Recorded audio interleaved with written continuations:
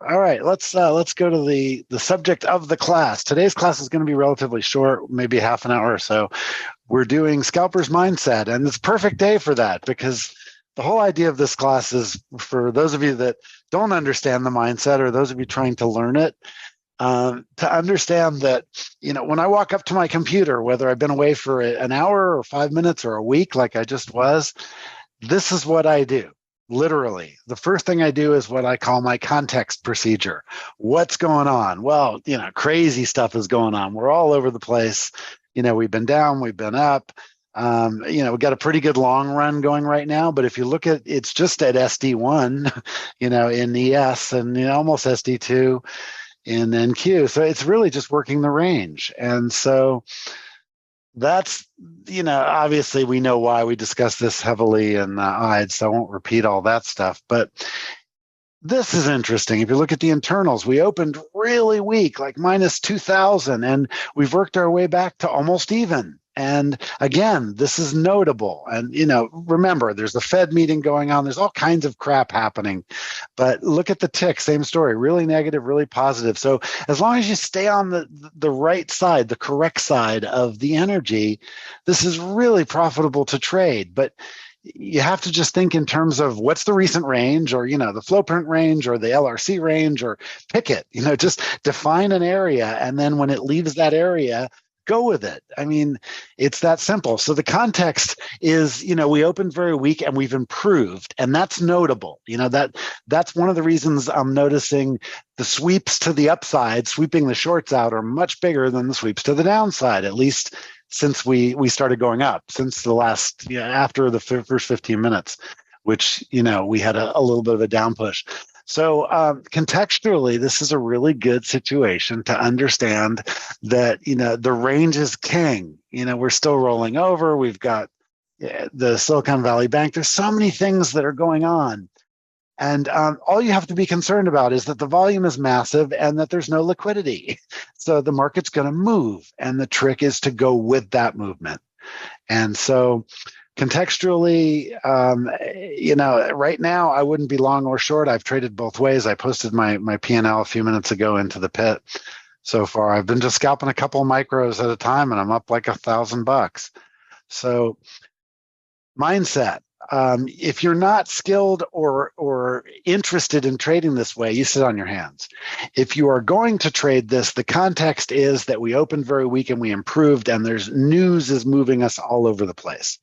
Okay, given that, how can we execute against it? Well, let's watch the range. Look how, we've had an enormous range overnight.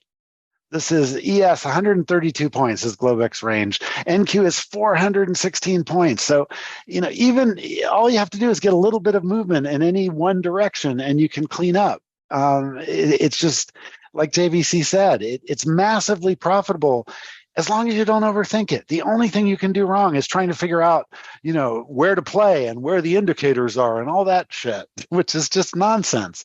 By the way, we also have a 4-week high right above us at the moment, and a whole stack of single print areas left over from the big drop last week. So this is just such a great environment to scalp. So from again, contextually, respect the range. That's all you can do. And execution wise, respect the direction. That's all you can do. So that's what we're focused on right now. We're focused on the direction and the range. So look at the LRC range. We're right at the bottom of it right now. So if you were looking for a long, this might be a place to play right here at NQ40. Just got sold hard. Let's see if that gets bought. That's the pattern I've been seeing, is that the sweeps up are much stronger. So there it goes. All right. So this is an interesting spot. If you just watch for that behavior that we just saw, you get a nice 15-point range to scalp. They define themselves as they're happening. There's one right here. I like this a little lower down, about 20, but this is working that example really well. You can see it's right at the bottom of the LRC range. And so, it's a great place to nibble long for the 10 points and then, get back out. So right now, like I said, I like this lower down. The fact that we've improved so much, I like longs, but I want to be more at an inflection point, and we've just run up pretty strongly. So at the moment, I'm not going to take this either way. But Good push down there. Again, this is just because it's so thin that it's getting this distance. And those moves are fadeable. See here, it just did it again. So push down to about 20. That was the level I just said I'd love to buy. Look at that. Look at all the buying around the 20s. And then it traded back up to 30. So just watch the volume nodes, guys. That's all that matters under these conditions. Where are buyers and sellers entering? And you can see the same thing over on ES was going on. There was liquidity there. It traded to the liquidity, and that liquidity traded, and then we popped up. So that's literally all I've been doing since last night and this morning, is just looking for those places where the volume accumulates, and then going with it off of those, whichever way that is, up or down, and it's really effective. But I got to tell you that we named this class aptly. The only thing I'm focusing on right now is that, and that's the mission of this class this month, is just those of you that are scalping or want to learn to scalp. It's critical that you get your focus this clear on the short-term action. So here we have it happening again. We're trading 20 again.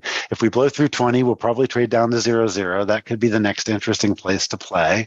So far, it's still trading 20. Okay, there's a push to 12. Let's see if we can get a push down to 0-0. That might be an interesting place to nibble long. There's a chunk of volume there. It usually is good for a bounce back to 20, particularly when it's at the edge of the range like it is right now. But so far, it hasn't lost 20. It's holding it. So anyway, watch the volume. Again, it just did the exact same thing. When it pushed down, look at all this volume on the bid, and then it just ran out of gas. And then it traded right back up into the range where all the volume is on both sides of the market. And that's what you're looking for under these conditions. So anyway, what I want to do today, I'm a little bit fried from I drove from Cambria to Gig Harbor nonstop. I did not get a hotel or anything. I just had coffee and stopped to pee and in a rest stop, took 20-minute naps. And so I drove 1,000 miles in just over 24 hours. So I'm a little tired. I had to also unpack when I got here and got my computer set up. So what I thought I'd do today is just really focus on this mindset. I mean, I wasn't trading last week. I know what happened, but all I've been doing since last night is just watching the momentum and just, where does the volume come in? And when it does, can I play it back into the range, or, if it's at a ledge, can I go with the ledge break? And as tired as I am, and as, as out of practice as I am, because I haven't traded for a week, because it's so straightforward when the momentum is moving around this much, it's really simple. There's nothing else I have to pay attention to except that. And so, again, what we'll do this session, whoa, look at that. Okay, remember, we took 20 out. Now we're watching for 0-0. It looks like it's going to trade it. That might have been something news related. We got the 830. Yeah, we're just getting the auction numbers are just coming through. So that's what's happening. So again, I like this long down here. It got to 3. Like I said, 0-0 area. That's close enough. Again, look at the absorption right there. From 7 down, it just got absorbed. And now we're at 18. And so you can pick off these 10 pointers over and over again if you just watch for that. And then on the other end, it just looks the other way around. It'll be blue, and it'll run out of gas into the ask. And that means, okay, the buyers are done for now. A lot of people have asked me, I work with people one-on-one, I coach people, and I'm real picky about who I do that with, because it's really hard to coach people for this kind of stuff. They have to have a certain amount of knowledge to start with. They have to have a certain personality to be coachable. And I get asked a lot, what's your hourly rate? Can you coach me on scalping? And one of the reasons I wanted to do this class this month, the Scalper's Mindset, was to get people understanding what scalping is really like. And so, you don't need to buy me for an hour. You can just watch. It helps me emphasize how much this is about practice and repetition. There's no magic. There's no indicator that's telling me, okay, it's a long at the bottom of the range, not a short or whatever. It's just the traded volume. And when we're moving this much, the traded volume inflection points are so obvious. We have one right here. Look at all the trade on the blue side into the ask. In other words, buyers are getting absorbed, and boom, we go down 10 points. This over and over and over again. And, I showed, like I said, I posted my P&L earlier. It's just picking up $50 bills, $100 bills, $20 bills. As long as you just don't have an opinion and you just stay really focused on, okay, what's the very short-term range? And within that range, which way are we going right now? Because that's all that really matters. NQ's been up 100 points. It's been down 100 points. YM's been up 150 points. It's been negative. They're all over the place. And this is a classic example of price discovery. So, in the middle of rollover, in the middle of three bank failures, just assemble all of this together and stop thinking and just say, okay, the market has no idea what it wants to do. So all I have to do is join it when it's going one way or another, toward an artifact, toward a ledge, toward UB, take your pick. Just go with the energy. Don't try to, be a hero and think, well, 3,800 is going to hold or what, whatever. Just watch the energy, watch that absorption in the short term. And, the range is defining itself live in front of us. You can't ask for better educational conditions for scalping, for learning scalping than these conditions that we have right now. So anyway, let's go ahead and see if we can find some more trades. I've been doing really well today. As I showed you guys earlier, I'm up, like $1,000 just with micros, a couple at a time, tired and fried from moving, and my arms hurt. I'm old, and carrying stuff is hard. But let's see. Okay, here we go. We have a potential short coming up here. Let's see if we can catch one.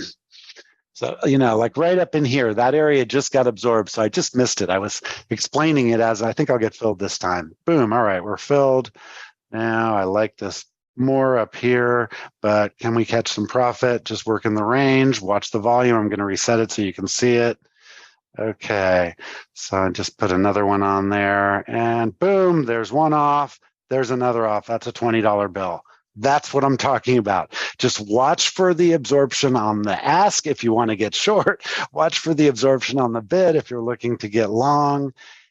I feel a little bit like an idiot when I keep saying it's that simple, but it is that simple. Stop overthinking everything. I'm not looking at footprints. I'm not looking at the TPOs. That was the context that we did at the beginning. To execute against this, all you have to do is watch the price action. Look at that absorption right there at 646.75. And boom, another 10 points right off of that. We're at 56. We're at 59. It's so repetitive, this kind of behavior when we are under these conditions that, again, I don't mean to be blowing my own horn. This is ideal conditions to be a scalper in. And, they're all green.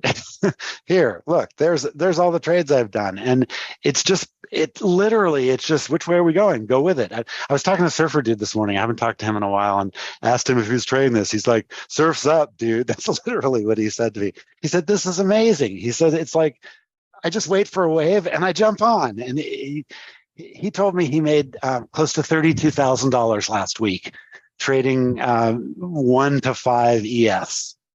Just around the volatility, just going with the momentum. That's what some people make at their jobs in a year, and he did it in an hour a day in the morning. And there's all these storms going on. So obviously the surf is up. If you're a surfer person, you understand that correlation. So, I'm a little bit giddy in excitement, as tired as I am, about these conditions because they're just so good for scalping. If you don't overthink it, like I just showed you. Let's see if we can get another one here. I'd love to get back down to 20. That's always a good spot to trade NQ. And it just so happens it's the bottom of the range right now. So we're trading 46. We can get a little push down here. I'll show you another example. And that also is a spot roughly where we'll see some action because there's liquidity in ES as well. So look at how thin the book is. I got to keep reminding you guys of this. And the volume is massive. So, add those two together, high volume, thin book, and you get movement. And if you're a scalper, movement is your best friend. Movement can save a bad trade. Movement can make a good trade even better. As long as you don't have, the opinion that you're smarter than the movement. The movement is smarter than you are. And as long as you focus on that, it's really hard to make big mistakes. Okay, here we're going up again. I like this short a little higher up. Let's see if look at that absorption right there around 60. Big chunk right there, and then it traded back down to 40. So there's another 20-point example. Are you guys seeing these? I mean, I know it's awful quiet, and I'm just kind of babbling about this. Oh, we're almost at 20 again. Let's see if we can get a 20 play down here. And there's nothing magic about those areas. It's just those are kind of like the quarters in ES. NQ just likes to respect those areas. I'm going to throw a couple of buy orders down there in that area, which is right at the bottom of the range. Let's see if we can get a fill anywhere on these little high volume nodes. So if you have any questions, by all means, stick them in the chat. I don't, with experience, this is very easy and straightforward. But obviously, if you don't have experience, it looks like it's just random noise. But again, what we're focused on is which way are we going? And right now, we're generally working a range, but we just came up pretty strongly, so we have to respect that. We've improved dramatically, as I said, looking at the internals, but they've been back and forth. We've had extreme negative ticks, extreme positive ticks. So the ranges are playable. This is not a one direction market. And, if you look at the heat map, tech is recovering a little bit is all that's really going on. There's nothing else notable there. It's a rainbow tape, So, stake out spots that might be interesting, like I'm doing down here, and let it come to you, or watch for absorption, like we're getting right here, and then the puke out, and then here's your short right there, 63, 62, and boom, it's right back to 52. So, that was a classic example that we both got the absorption and the puke of the absorption and the trade back into the range. That was a three for the hat trick. Usually you don't get all three of those at the same time. So that was a cool example.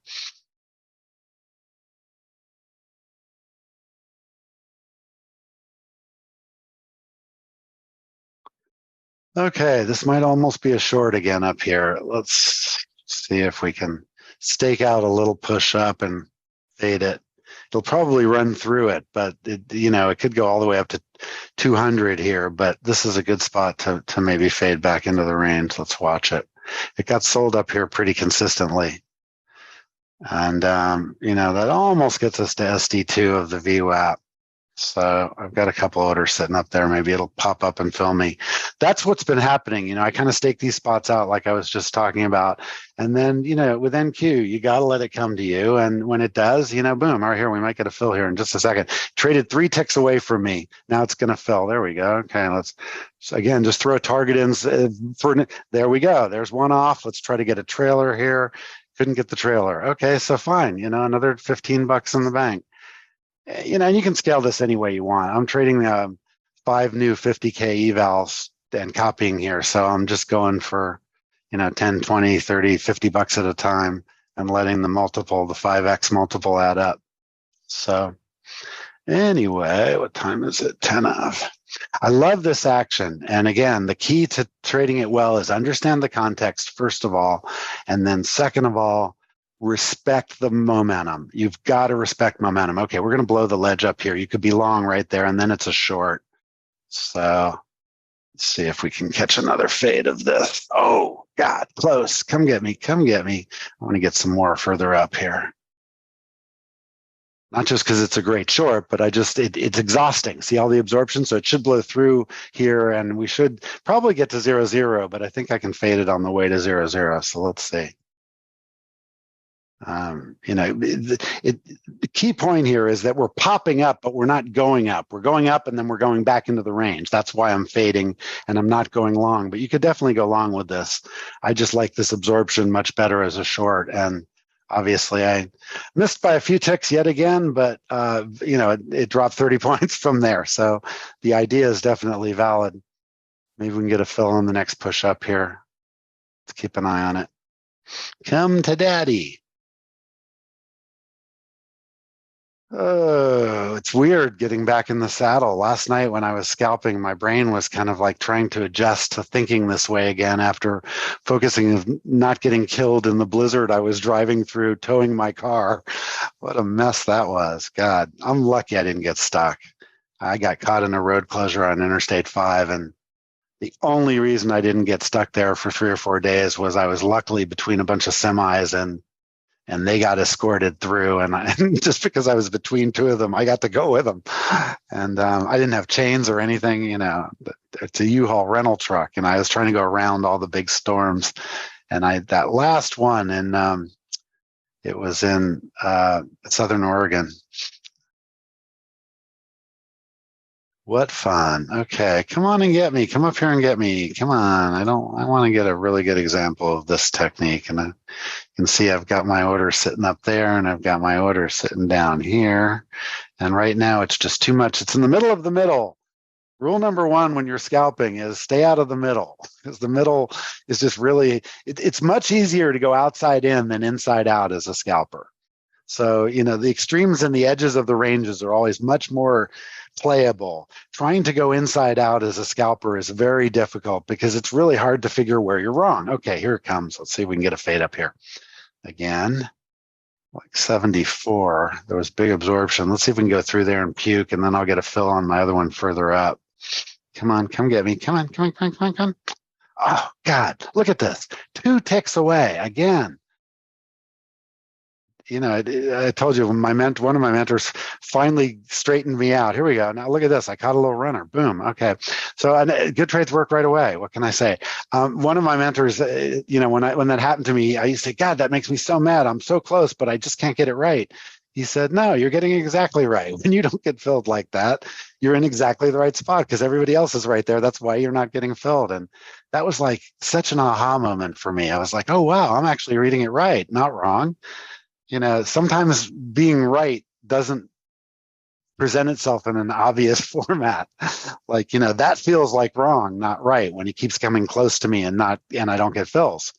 But it's doing that because the spot I've staked out is exactly the right spot. Otherwise, it wouldn't be pausing there.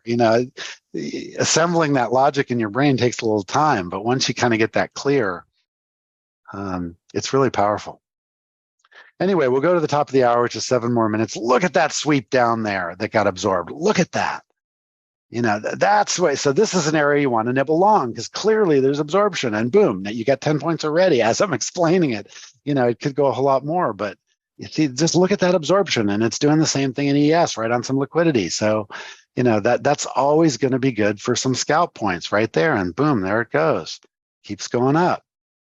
Why, look at all that volume. Again, as it was forming, it was really obvious that it was getting bought there. We would sweep down into that area and then immediately trade back up into the range. And you can see that over here. We're right on the edge of the 5-minute and just above the edge of the 30-minute range. So the LRC range. So that was a good example. It was a really good example. Even though I didn't trade it, but just showing it to you. Look at that absorption right there.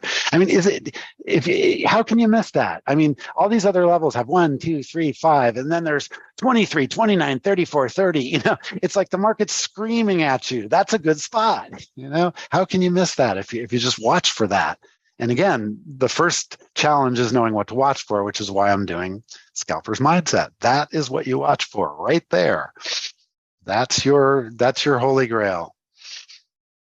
And again, that technique is a kind of a summary of what Video Game Guy does. He's very focused on the traded volume, and that's why his MAE is so low, because it's really clear when it trades away from an area like that. If that's in your favor, you're right, and if it's against you, you're wrong. But the inflection point is just so clearly defined by the volume. Okay, we got a long there, so let's protect it. See if we can catch a remember, that's the one I had sitting down there at 20 for like 10 minutes ago. Boom, another $10. I mean, and that doesn't sound like a lot, but again, I'm copying, so that's $50, and this adds up to thousands of dollars if you just you do it with a few contracts so that you don't get yourself in a risky position. Earlier, I was doing it with five micros at a time. Now, since I'm teaching, I'm doing 1s and 2s. But the point is, if you wait for those areas, it's really clear if you're right or wrong. Watch the volume, and if you're off sides, then you're on the wrong side of the volume. It's that clear. And with this motion, you got to give yourself a little room because it's overshooting the volume and then running back into the range like it just did here. That's another good example. Yeah, it's about to do it again. Watch that. We'll overshoot it a bit, and then we'll trade back up into the range. So there's a little bit of an overshoot. 20 would be another interesting entry down here, but it's probably going to trade up here into the other end of the range because that's what we've been doing. And here it comes. And there it is. So another 15 points, now 20 points going the other way. So do you guys see what I'm talking about? Is that making sense? Let's see. Why am I using momentum tails again? Oh, because we have so much momentum, Jeffrey. I turn them on when I want it to be really visual, and as long as it doesn't obscure the volume, and there's enough volume that it's both showing it's showing the momentum and it's showing the traded volume. Great question, by the way. I turn the momentum tails off when it obscures the volume, so I'll show you what that looks like. So this is without momentum tail. So you can just see the volume, but you can't see the energy. And when the market's more behavioral, this is easier to read. But when we're moving around this much, the momentum tails really give you a sense of what I was saying, like when it overshoots an area of volume and then trades back into it, you can see the absorption like right there. So it's, that's a really good explanation, by the way, of just the art of using Jigsaw tools. Jigsaw's a really powerful platform, but you don't just set it and forget it. Different pieces of Jigsaw show you different things. For example, I've got my tapes back up again because I want to compare where the blocks are trading versus just the momentum. And that's really powerful under these market conditions. When we're in more normal ranges, that's information I really don't need. But boy, for this type of scalping, it's really good. Like, look at all that 50 area absorption on the bid. And now we're below that, but we traded away up from that right away. So that was a really good example. 50 traded really aggressively, and then it went all the way to 66 after being absorbed. So it helps you identify the areas, as they're happening. And since I'm only trading NQ, I've really got everything dialed in on NQ and MNQ, obviously. So thank you, Todd. I appreciate it very much. Cool. Yeah. Jigsaw is such a powerful tool set, but for example, the flip chart is another thing. It took me a long time to learn how to use that. And I used to also have the volume down here, remember? And what I realized is, I really want to watch the volume at the price. I don't really want to see the volume by time. I've got that in many other places. So I took that off. And, that's what I mean when I say, adapt, improvise, overcome. I say that all the time. You really have to be very adaptive as a trader, particularly as a scalper, because as conditions change, little bits, the little bits that you want to be able to see or not see will also change. And what your mission is to learn how those are useful. Like right now, the momentum tails are really useful, Jeffrey. Look at how we can see that the battle right there. And the traded volume isn't being obscured. So that's why I've got them back on right there, because I can see that point is just a massive battle there.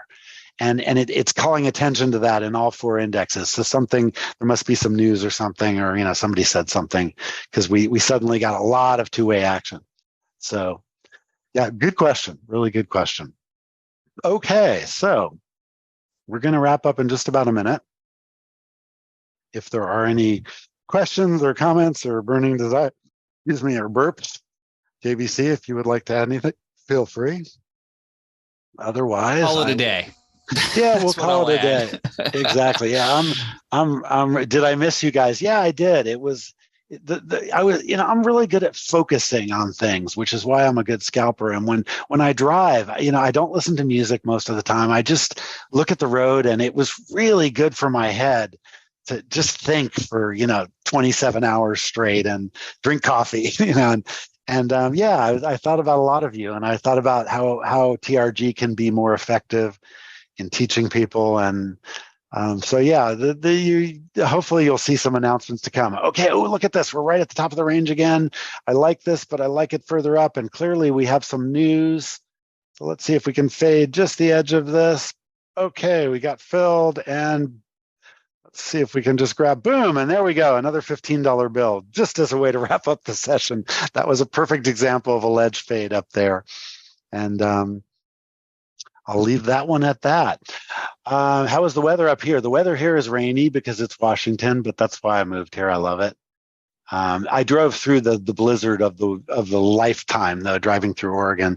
I went around it in California and drove through the rain up on 101. But when I got to Oregon, I had to come over to the 5, and man, it was people with giant trucks with four-wheel drive and chains on them were getting stuck. I mean, I just basically got lucky that I didn't get stuck.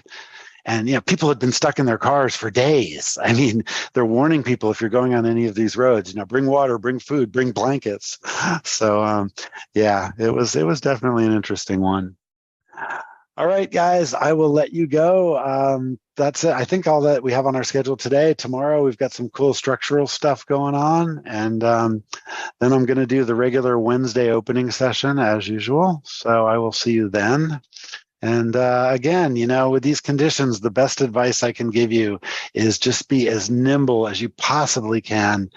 And every time you think you have an opinion about the direction, walk away from your computer. Do not have an opinion and you'll be fine. And just go with whatever's happening. And I'll leave you with that. Oh, sorry, Amy. Gosh, we had some fun. It was a blast. But yeah, it's been a wonderful day. I'm banking big time here, so I can't complain. All right, with that, we'll go ahead and wrap it up. Thanks, JVC. I'll see you guys later.